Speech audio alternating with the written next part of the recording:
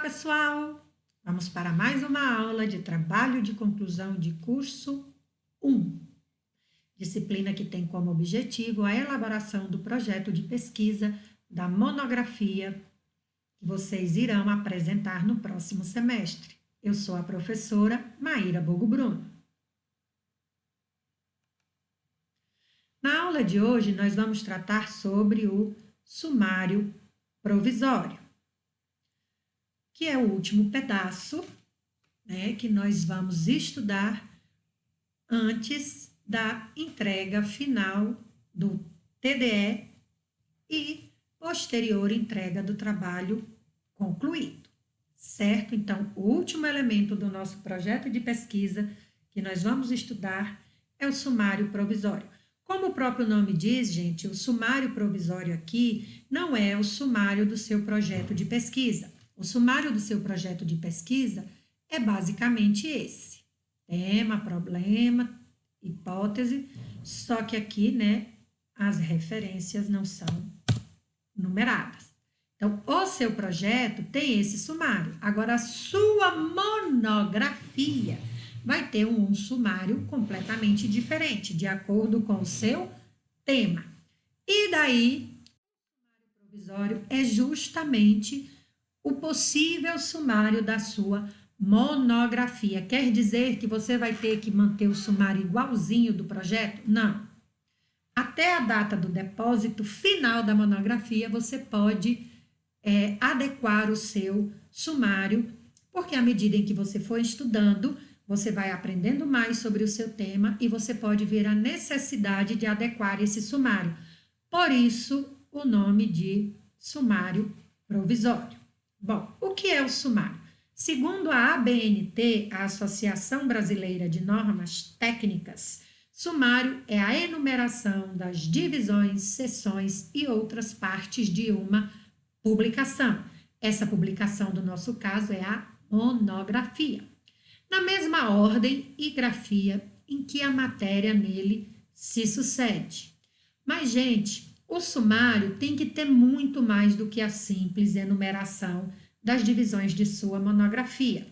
Além das divisões da sua monografia, o seu sumário tem que apresentar qual é a sua tese, ou seja, qual é a sua argumentação geral sobre o seu tema.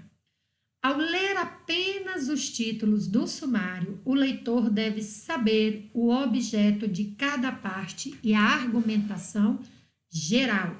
Então, além de enumerar as partes da sua monografia, ao enumerar, você deve deixar claro a sua argumentação geral. Você não vai fazer, por exemplo, se você for tratar do feminicídio, você não vai fazer um sumário assim.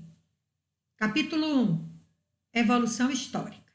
1.1, histórico no direito comparado. Histórico no direito pátrio. Capítulo 2, conceito de feminicídio. Capítulo 3, previsão legal. Por quê, gente? Porque não dá ideia nenhuma do que você quer falar. Até então, eu não sei nem se a pessoa está querendo falar sobre o feminicídio num aspecto constitucional, com a questão da dignidade humana da mulher, com a questão da igualdade entre homem e mulher, ou se está querendo falar na seara penal, como, por exemplo, né, houve recentemente o aumento da pena para o crime de feminicídio. Então, gente, esse sumário não serve.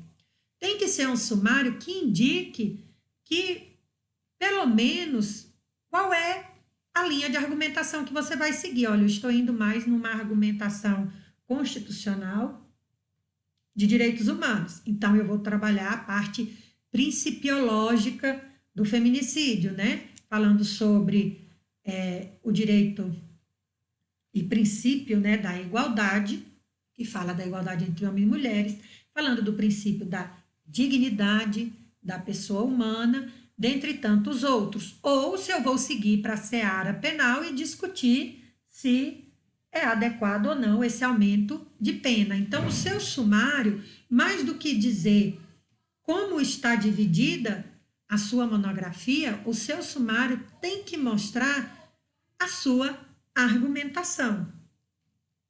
Bem, e como que a gente faz isso? Primeiro, a formulação dos títulos deve ser rigorosa e precisa. Como eu coloquei, né? O assunto é feminicídio, você põe só lá. Evolução histórica do feminicídio. História do feminicídio no mundo. História de feminicídio no Brasil. Isso não é nada preciso. Por quê? Eu vou tratar esse contexto histórico falando da parte política, da parte social, da parte jurídica, da parte da saúde. Como é que eu vou tratar essa questão? Então, isso tem que estar muito claro no seu sumário. Por exemplo, se eu fosse tratar no âmbito do direito constitucional, eu poderia pôr um capítulo como o combate ao feminicídio como instrumento de concretização da dignidade humana da mulher. Então, eu já sei, como tem dignidade humana, a linha de raciocínio vai para o lado do direito constitucional, dos direitos humanos. A linha de raciocínio também é no sentido de que o feminicídio deve ser pensado, deve ser tratado como indispensável, já que é para a dignidade da pessoa humana. Então, tem que ser preciso. Um sumário com 30 capítulos, ou seja, preciso também no sentido, gente, da gente não ter muitos capítulos, porque se o seu sumário tiver muito capítulo, peca pela estranheza da estruturação e, nesse sentido, pela dificuldade de entender e de seguir o fio condutor geral da tese defendida. Então, vou falar do feminicídio, aí eu começo assim. Histórico do feminicídio, evolução histórica do feminicídio, capítulo 1. Capítulo 2, tratamento legal dispensado ao feminicídio no Brasil. 2.1, normas constitucionais. 2.2, normas infraconstitucionais. Aí, capítulo 3, tratamento jurisprudencial sobre o feminicídio. 3.1, decisões dos STJ. 3.2, decisões do STF. Vocês estão vendo? Eu já tenho 3 capítulos sobre o feminicídio e eu não disse coisa com coisa. Porque é óbvio que o feminicídio tem uma evolução histórica, é óbvio que o feminicídio tem um tratamento legal ou não tem um tratamento legal, no caso do Brasil tem, e é óbvio que vai ter alguma coisa na jurisprudência sobre homicídio de mulheres. Então, gente, eu tenho 3 capítulos, que para uma monografia de 3 páginas é o máximo aceitável, possivelmente, e eu ainda não disse coisa com coisa, e o que é pior, eu ainda não demonstrei minha linha de raciocínio. Se eu acho que homicídio é tudo homicídio, independentemente se seja homem, mulher, criança ou feto, eu não sei se realmente eu acho que o feminicídio é um tipo diferente de homicídio e por isso a pena dele deve ser mais grave se eu tratar no âmbito penal, ou se por causa da dignidade humana da pessoa, da mulher, tem que ter políticas públicas por parte do Estado. Então, assim, até agora eu não faço ideia para onde você vai na sua monografia sobre feminicídio, porque você me apresentou vários capítulos que não tem um fio condutor. Então, não disse nada para mim. E isso não é certo. Daqui a pouco nós vamos trabalhar um exemplo para ficar mais claro. Uma apresentação que segue essa forma, ou seja, muitos capítulos e sem o fio condutor, que é bem importante, né? Muitos capítulos e sem fio condutor, com certeza não ajuda o trabalho do leitor, que pode se perder ao navegar entre os inúmeros capítulos. E o que é pior, ele pode desistir. Ele lê lá 3 capítulos e fala, cara, Já li aqui o título dos 3 primeiros capítulos e ainda não sei o que vai ter aqui dentro, se é direito penal, se vai mais para o âmbito do direito e políticas públicas, se vai mais para o âmbito da questão dos direitos humanos. Não vou nem ler isso aqui, porque se já está assim de início, né? Então, o leitor acaba se perdendo e com isso ele acaba desistindo da sua monografia. Para remediar essa dificuldade, os 9, 20 ou 30 ideias e argumentos podem ser sintetizados em algumas grandes ideias principais. E já eu vou mostrar para vocês como é que vocês podem sintetizar todas essas ideias em algumas ideias principais. Então, gente, até aqui eu gostaria de falar para os senhores e senhoras que o seu sumário é como um cardápio, certo? O sumário da sua monografia tem que ser aquele cardápio que você lê a descrição do prato, enche a boca de água e tem vontade de comer. Por exemplo, se você lê assim no cardápio, simplesmente carne com arroz. Carne com arroz? Esse carne com arroz é o que? É um sirigado? É uma Maria Isabel? É uma galinhada? Porque pode ser uma carne de sol, pode ser uma carne normal, pode ser um frango. Ou essa carne com arroz é um bife com arroz? Ou é um picadinho de carne com arroz? Ou é um estrogonofe com arroz? Ou é um filé parmegiana com arroz? Então, não disse nada, provavelmente não vai dar nem vontade de comer e a pessoa vai se embora do seu restaurante. Agora, se você coloca assim, no lugar de carne com arroz, já põe filé à parmegiana.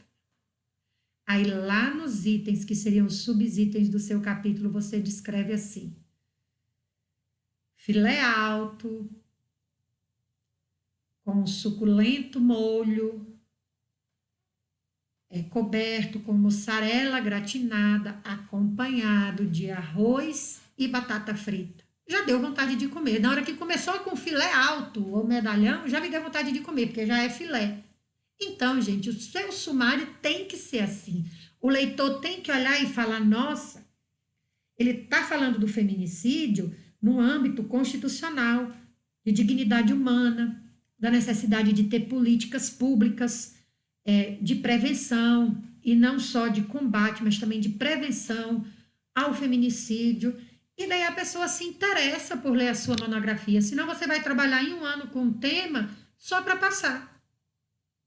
E daí você não fez ciência, porque a ciência ela tem que contribuir para o desenvolvimento do seu país, da sua região, da sua cidade.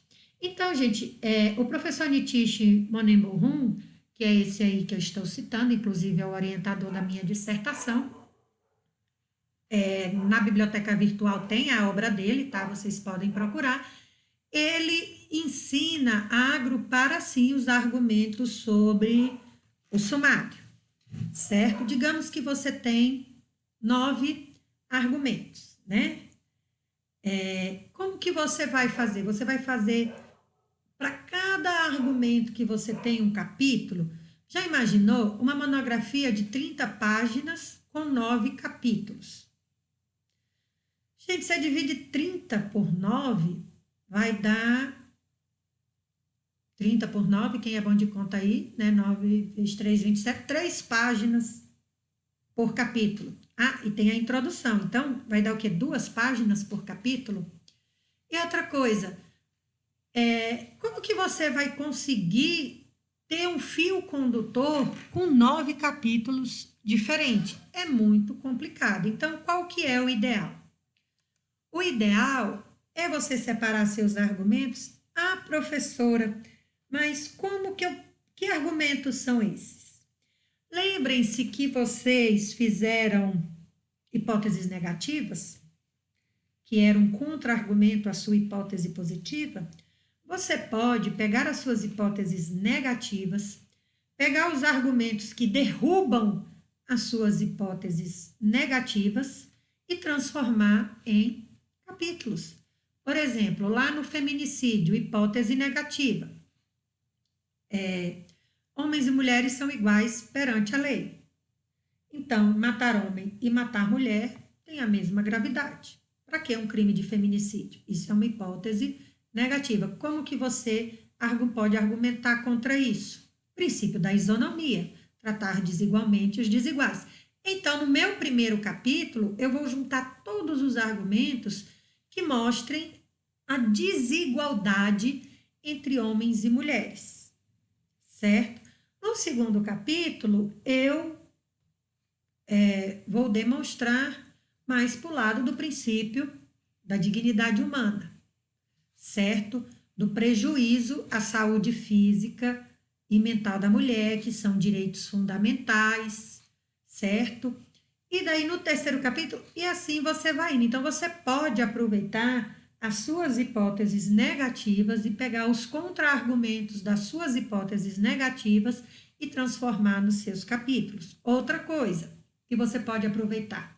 Se você tiver feito os objetivos específicos com muito esmero, e se seus objetivos específicos realmente levarem ao seu objetivo geral, os títulos do seu capítulo, da sua monografia, podem ser o reflexo dos seus objetivos específicos, certo? Por exemplo, você colocou lá feminicídio.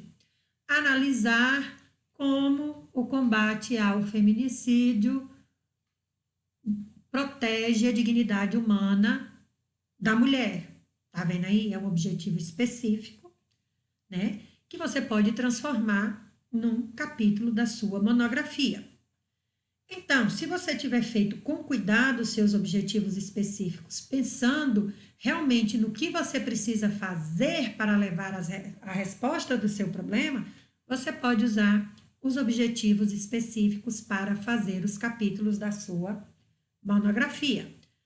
Agora, se você fez os objetivos específicos só para cumprir requisito, lamento. Você vai ter um trabalho muito grande para fazer o seu sumário provisório. A mesma coisa se você tiver feito hipótese positiva e negativas só para cumprir. Vai ser muito difícil você montar o seu sumário. Bom, em suma, gente, né? Os argumentos 1 a 3 devem ter uma relação lógica e intrínseca entre si. Eles devem formar um argumento principal, devem ser os 3 componentes de um argumento ou de uma ideia principal a ser apresentada e defendida. As ideias 1 a 3 devem ser sintetizadas num argumento principal que se torna o capítulo 1, certo? Por exemplo, no caso do feminicídio, eu posso pegar argumentos tipo a dignidade da pessoa humana, o princípio da isonomia e que mais que eu posso usar aqui? Dignidade da pessoa humana, isonomia e o direito à saúde, certo?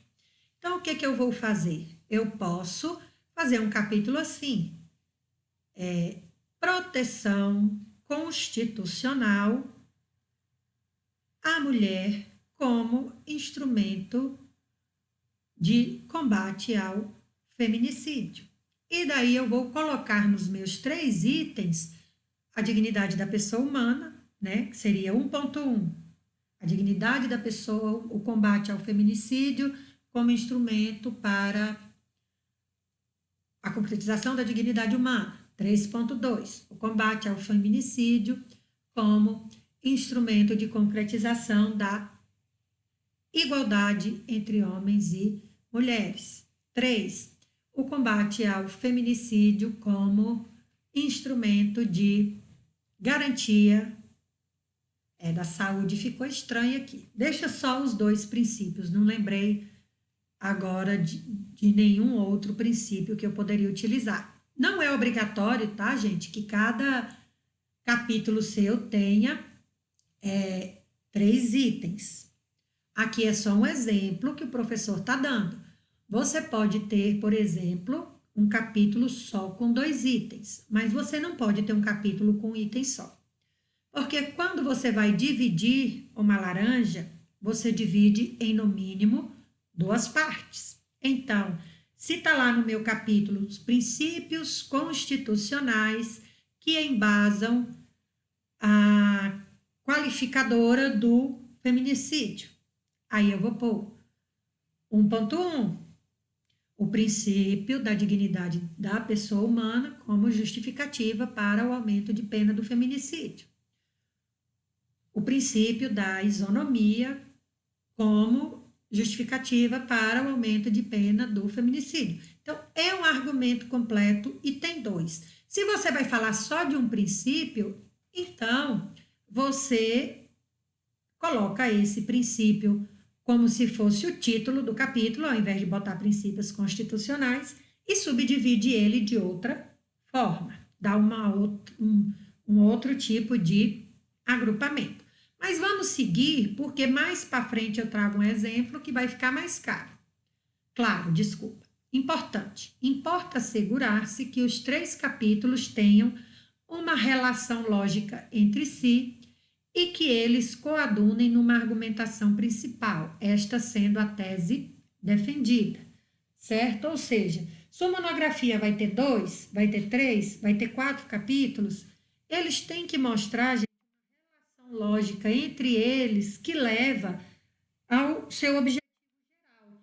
Por isso é que eu falei que vocês podem usar, se vocês tiverem feito com muito esmero, com muito cuidado, os seus objetivos específicos, porque eu não posso ter numa monografia um capítulo que trata feminicídio como causa de aumento de pena, o crime de homicídio. Aí no outro capítulo eu já coloco a dignidade humana da mulher. Tá, e aí? Eu tenho que correlacionar o feminicídio, o aumento de pena, a dignidade humana, tem que ter uma contextualização para o meu trabalho ter lógica, certo? Todo trabalho será argumentativo, não haverá espaço para descrições inúteis ou capítulos que procrastinam o avanço do raciocínio. O que é isso? Aquilo que eu te falei, evolução histórica do feminicídio. O feminicídio no mundo, o feminicídio no Brasil. Aí você volta do feminicídio lá na Grécia. Cara, num trabalho de 30 páginas, você não precisa voltar no feminicídio lá na Grécia. Você vai, na sua introdução, você destina 2 ou 3 parágrafos, ainda é muito, você destina 1 ou 2 parágrafos sobre o histórico e nos capítulos você já trata do cerne, do foco do seu tema. Porque senão fica parecendo que você fez aquele histórico longo só porque você tinha que cumprir 30 páginas e não sabia como. Vamos então ao exemplo, que nós já estou procrastinando demais aqui nessa aula. Então tá bom. Digamos que você tenha como tema da sua monografia desobediência civil. O que é desobediência civil? Bem, desobediência civil, antigamente, quando surgiu essa teoria, era uma forma de protesto político, certo?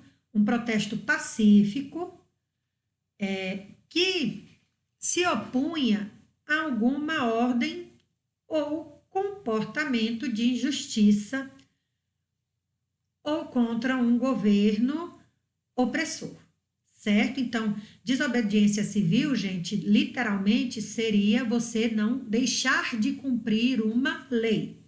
Qual era a justificativa? Você deixar de cumprir uma lei por ser uma ordem que detenha injustiça ou por ser uma ordem emanada de um governo opressor. Ou seja, nesse caso aqui, nesse aspecto da desobediência civil, nós estamos falando de proteção de direitos fundamentais. E daí, gente, a gente pode lembrar que a nossa Constituição, lá no parágrafo único do artigo 1º, diz que todo poder emana do povo. Então, se o poder emana do povo e uma lei é feita contra o povo para prejudicar o povo, isso poderia justificar a desobediência civil, ou seja, o não cumprimento daquela lei para pressionar as autoridades públicas para que aquela lei fosse revogada, deixasse de existir. Então, gente, para esse tema desobediência civil, o professor Nitish apresenta o seguinte problema. Se em razão da sua própria existência material é esperado que as leis sejam respeitadas e cumpridas, dura lex sed lex, ninguém se escusa do cumprimento da lei alegando desconhecê-la. Então, a lei, ela é heterônoma, né? Ela é obrigatória o seu cumprimento. Algumas circunstâncias excepcionais podem justificar a sua violação? Então, gente, a pergunta aqui é, né, mais ou menos, né, o que justificaria essa desobediência civil? E daí ele apresenta 4 argumentos principais. Há um respeito à lógica das leis, pois elas decorrem da vontade do povo. Então, se a lei decorre da vontade do povo, uma lei contra os interesses do povo, em tese o povo poderia desobedecer. O respeito é necessário para manter a ordem social. A desobediência civil pode ser aceita quando as leis têm um caráter hediondo, ou seja, aquela questão que eu falei de injustiça, de opressão. Na desobediência civil, a moralidade prevalece sobre a legalidade. Vamos ver agora como que o professor agrupou esses 4 argumentos em 2 capítulos da monografia e vamos ver se esses capítulos espelham um fio condutor. Se desses capítulos dá para a gente entender o que ele está falando, vamos lá. Então, o título, desobediência civil, o tema, desobediência civil. Título, o afastamento do respeito às leis por circunstâncias excepcionais. Esse afastamento do respeito às leis é a desobediência civil. Poderia ter sido só assim, né? A possibilidade de desobediência civil por circunstâncias excepcionais. Mas aqui, já no título, ele quis deixar claro que é o quê? A questão do afastamento do respeito às leis, que é o conceito de desobediência civil. 1. As expectativas do respeito das leis em princípio, certo? Que é um argumento ligado à heteronomia das leis, né? A obrigatoriedade dessas leis. Então, um respeito das leis, teoricamente lógico, para celebrar a vontade do povo. Porque aqui já não diz que a lei decorre da vontade do povo? Então, quando ele foi fazer o sumário dele, ele colocou aqui no item ponto 1, a vontade do povo, para justificar o quê? Que a princípio as leis têm que ser obedecidas. E daí o segundo argumento não trata o respeito necessário para manter a ordem social. Então, ele juntou, né, esses 2 argumentos em um capítulo e colocou um respeito necessário para manter a ordem social. Então, ele pegou os 2 primeiros argumentos dele, criou um título, né? As expectativas do respeito das leis em princípio por quê? Ele está querendo dizer que, em tese, né, as leis devem ser obedecidas porque elas são heterônomas. Bom, aí no capítulo 2, a aceitação de uma desobediência civil como exceção. E daí no capítulo 2, ele aglutina os 2 últimos argumentos, certo? Ou seja, que pode haver a desobediência quando tiver um caráter hediondo ou quando as leis forem imorais, embora sejam legais. Então, vamos lá? A aceitação de uma desobediência civil como exceção. A aceitação da desobediência civil face às leis hediondas, ou seja, opressoras, injustas. A prevalência da moralidade sobre a legalidade na desobediência civil. Vocês estão vendo, gente, que ele pegou os argumentos que ele tinha e achou um título que englobasse os principais argumentos, aglutinando os argumentos. É melhor do que se ele tivesse feito 1. O respeito às leis, teoricamente lógico. 2, 3, 4. Então, ao invés de fazer 4 capítulos e correr o risco de ter um sumário que perderia o fio condutor, porque o fio condutor está justamente nos títulos dos capítulos, né? Porque quando a gente fala assim, ó, as expectativas do respeito à lei. Então, a gente vai apresentar sobre o respeito à lei em tese e na segunda parte o porquê que a gente está dizendo que é em princípio apenas ou em tese. Porque há uma aceitação como exceção. Então, você está vendo aqui o fio condutor? Então, a princípio, eu tenho que obedecer à lei, mas existem circunstâncias, desculpem, a princípio eu tenho que obedecer às leis, mas existem algumas circunstâncias que justificam a desobediência. Então, você percebe o fio condutor entre um e outro. Bom, e daí um exemplo de sumário que não é preciso, um exemplo de sumário que não é argumentativo, que não tem fio condutor entre eles, certo? Por exemplo, a história das leis. Leis no direito comparado, leis no direito brasileiro. Tá, por que eu estou falando da história das leis se o tema é desobediência civil? Ah, porque desobediência civil diz respeito a desobedecer a lei. Tá, mas eu preciso ir tão longe? Não, né, Maíra? Os fundamentos do respeito das leis, segurança jurídica e ordem social. Olha que genérico que está isso.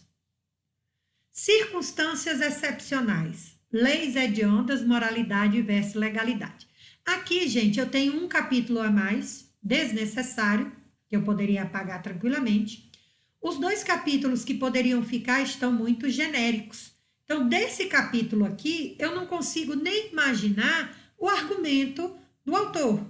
Esse autor acha que é possível a desobediência civil ou ele acha que a desobediência civil é um ato ilícito? Não faço ideia. Por quê? Porque ele colocou tudo genéricozão. Certo? Sem contar o seguinte, que não tem um fio condutor, porque eu coloco aqui o fundamento do respeito das leis e circunstâncias excepcionais, tá? Essas circunstâncias excepcionais se referem ao respeito das leis? Então, gente, tem que estar tudo muito claro no seu sumário, certo? Bom, dúvidas? Tirem, claro, no WhatsApp da nossa disciplina.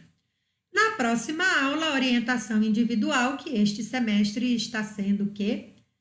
Por e-mail. Mas como eu já vou receber nessa aula, na verdade, na próxima aula, a orientação individual é só para tirar dúvidas sobre todo o projeto de pesquisa. Então, no horário da aula, eu estarei para responder as suas perguntas. Aqui estão as referências utilizadas, tá? Na nossa aula de hoje. Bom, então, senhores, é isso. Bom trabalho para vocês.